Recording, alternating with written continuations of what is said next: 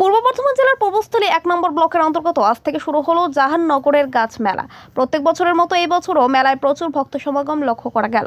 এদিন সকাল 10:30 নাগাদ মেলা প্রাঙ্গণে উপস্থিত হন রাজ্যের প্রাণী সম্পদ বিকাশ দপ্তরের মন্ত্রী স্বপন দেবনাথ, উত্তরের বিধায়ক তপন চট্টোপাধ্যায় সহ বিশিষ্টজনেরা। মেলা প্রাঙ্গণে গাছের চারা এবং জল ভক্তদের মধ্যে প্রদান করলেন মন্ত্রী স্বপন দেবনাথ এবং বিধায়ক তপন চট্টোপাধ্যায়। মেলা প্রাঙ্গণে যাতে কোনো অপ্রীতিকর ঘটনা না ঘটে তার জন্য পুলিশের নজরদারি ছিল চোখে পড়ার মতো।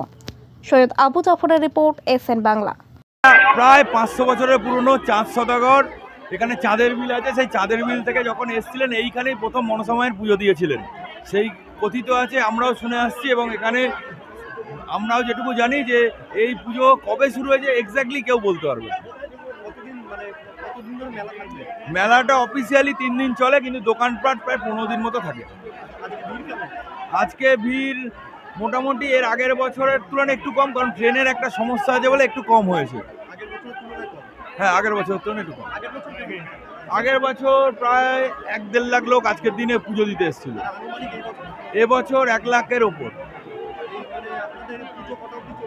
সারা রাত, সারা দিন রাত। কালকে আজকে ভোর 3টে থেকে। আমার নাম সৈকত নাথ, আমি কমিটির সেক্রেটারি।